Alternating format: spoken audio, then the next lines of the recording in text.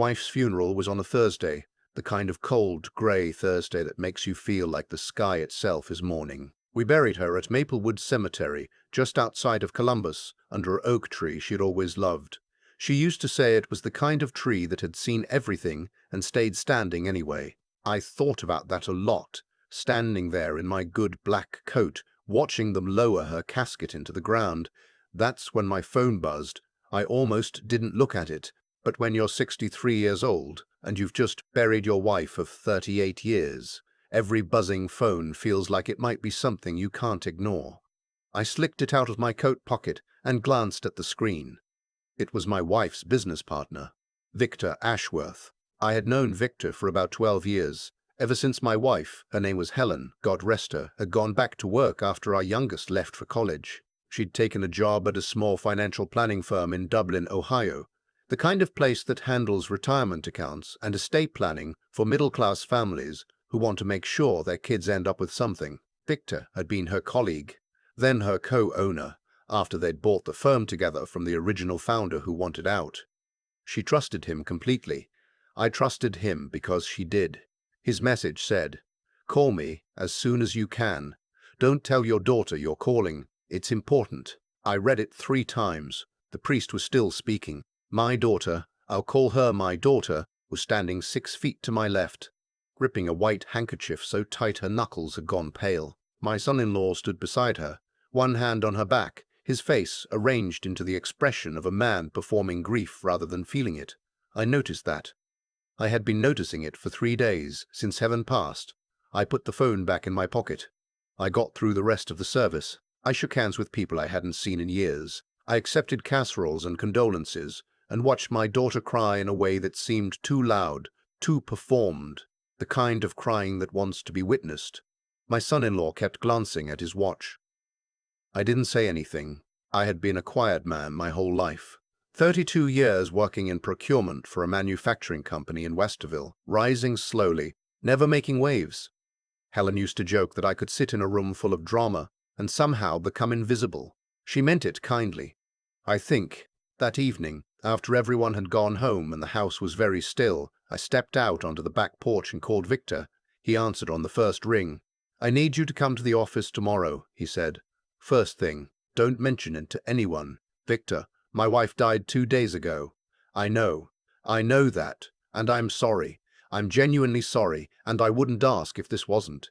He stopped. I heard him exhale. "There's something you need to see, something I found in Helen's files. I don't know how to say this, except to tell you directly. I think you're in danger. Not physical danger. Financial danger. The kind that doesn't look like danger until it's too late." I stood on the porch for a long time after we hung up. The neighbor's dog was barking somewhere down the street. The air smelled like dead leaves and cold pavement. The same smell Helen had always said made her think of football games and apple cider and everything good about October. It was not October, it was February, but I thought about that anyway. I did not sleep that night. My daughter had been living with her husband about 40 minutes away in a suburb called Gahanna. They had bought a nice house there 4 years ago, nicer than what I would have expected, given that my son-in-law's landscaping business had never struck me as particularly lucrative. When I'd asked Helen about it once, she'd said our daughter was good with money. I had taken that at face value. My daughter was 41 years old. She had her mother's eyes and my stubbornness, or at least that's what Helen used to say. We had been close when she was young. I coached her softball team, drove her to every science fair, sat through every school play, even when she had one line. But somewhere in her 30s, something had shifted between us, a slow coolness that I never fully understood. She called less, visited on holidays, but left early. She and Helen still talked regularly, every Sunday, like clockwork. When I'd asked Helen what they talked about, Helen would smile and say, "Everything," and I had always thought that was a good thing. I arrived at Victor's office at 8 in the morning. It was a small building in a professional plaza off Sawmill Road, the kind of place with beige carpeting and motivational quotes in frames on the walls. Victor was already there. He looked like he hadn't slept either. He sat me down across from his desk and pushed a folder toward me. "I've been going through Helen's client files," he said. "She was meticulous. You know how she was. Everything documented. Every phone call logged. every agreement in writing. That's what made her good at this job. I nodded. That was Helen. She kept a paper trail for everything, including grocery lists. 3 weeks before she died, Victor said, she came to me. She was upset. She said she thought someone had accessed her home computer, her personal one, not the office network. She said some files had been moved. She wasn't sure. I told her to change her passwords and not to worry about it. I should have paid more attention. He opened the folder and turned it around so I could read it. It was a photocopy of a document, a trust agreement. Helen's name was on it as the grantor. The beneficiary was listed as my daughter and my son-in-law jointly. I had never seen this document before in my life. "Is that her signature?" Victor asked. I looked at it for a long time. "I don't know," I said finally. "It looks like it, but she never mentioned any trust. We have a will. We did it together years ago with a different attorney." Victor pulled out another sheet. "The trust was filed 8 months ago. It transfers ownership of your house, the marital home, to your daughter and son-in-law upon Helen's death, bypassing probate entirely. If it's valid, you have no legal claim to the house. You could be required to vacate." I sat in that chair and stared at the paper and felt the floor tilt under me. "She never told me," I said. "I don't think she knew," Victor said quietly. I drove home slowly. I took the long way, through the old neighborhoods near where Helen and I had first lived when we were young, the little rental on Bryden Road, the apartment above the dry cleaners, the first house we bought together, the one with the leaky basement and the perfect backyard. I drove past all of it, and I thought about 38 years of a life built together, brick by brick, and how quickly a piece of paper can try to take it apart. The house we lived in now was the house we'd bought in 1998, a 4-bedroom colonial on a cul-de-sac in Westerville. We'd raised our daughter in that house. We'd put in the garden together, the deck, the half-finished basement that was always supposed to become a workshop, but never quite did. Helen's reading chair was still by the window in the living room. Her coffee cup was still on the counter. I hadn't been able to move anything yet. I sat at the kitchen table and I thought, my daughter had always been smart with paperwork. She had a degree in business administration. She had worked for a few years in banking before marrying her husband and shifting to part-time consulting work. She knew how trusts worked. She knew what bypassing probate meant. And she had known for 3 days that her mother was gone, and she had not said a word to me about any of this. I thought about the way she'd been watching me at the funeral. Not with grief, exactly. With something more like calculation. The way you look at a clock when you're waiting for something. I picked up the phone. I did not call my daughter. I called our family attorney, a man named Gerard Hutchins, who had been handling our legal affairs for 20 years, who had drawn up our original wills, who I trusted the way you trust someone you've watched be decent for a long time. I left him a voicemail telling him I needed to see him as soon as possible, that it was urgent. Then I went to Helen's desk. She had a desk in the corner of the guest room, a small writing desk she'd had since before we were married, with a center drawer and 2 side drawers with little brass handles. I had not opened those drawers in probably 15 years. That was her space. I had always respected that. I opened the center drawer. There were pens, a small notepad, a book of stamps, reading glasses she'd reported lost 6 months ago, a birthday card from me. I'd written something sentimental in it. I couldn't bear to read it just then. I opened the right side drawer, and there it was. A small spiral notebook, the kind you can buy at any drugstore, with a blue cover. Helen's handwriting on the first page. Neat, small, careful. The way she wrote everything. I sat on the edge of the guest bed and I read. She had been keeping notes for about 4 months, dates and observations, written in the abbreviated way of someone who didn't want anyone to find it, but also couldn't stop themselves from documenting, because that was Helen. She documented everything. The notes described conversations she'd had with our daughter, requests, at first presented as casual. "Isn't it better to handle things while you're healthy? Think how much easier it is for everyone if the house transfers directly. No courts, no delays." Our daughter had been pushing Helen to put the house into a trust since last spring. Helen had been resistant, noting it without comment, just documenting the pressure. Then there were notes about the computer, files she hadn't moved. An email she didn't remember sending.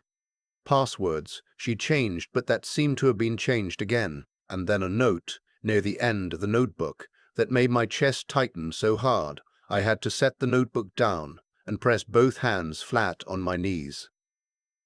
I'm going to talk to Victor. I think she may have done something with the house documents. I don't know how. I don't want to believe it. But if something happens to me before I figure this out, the notebook is in the desk. The real will is in the safety deposit box at Fifth Third, account number on the bottom of this page. Don't let them take the house. She had known. She had been afraid. And she hadn't told me because she was still trying to believe that her daughter wasn't capable of this. That was Helen too. Right up until the end, she wanted to believe the best. I met with Gerard Hutchins 2 days later. I brought the notebook. I brought the copy of the trust that Victor had given me. I sat across from Gerard the same way I'd sat across from Victor, except this time my hands were steadier. I had moved past the tilting floor feeling. I was somewhere quieter now, and harder. Gerard looked at the trust document for a long time. Then he looked at me. This signature, he said slowly, does not match Helen's signature on file with our office.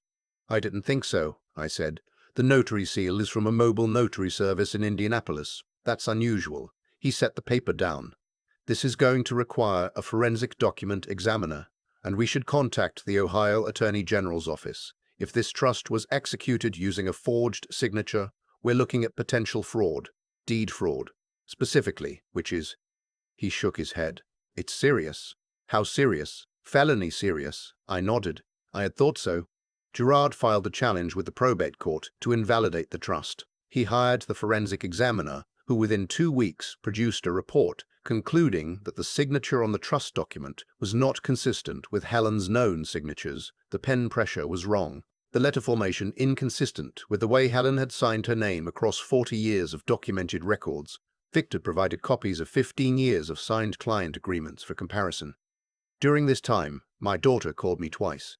She asked how I was doing. She mentioned that she and her husband were thinking of helping out with the house, managing it, so I didn't have to worry about maintenance alone.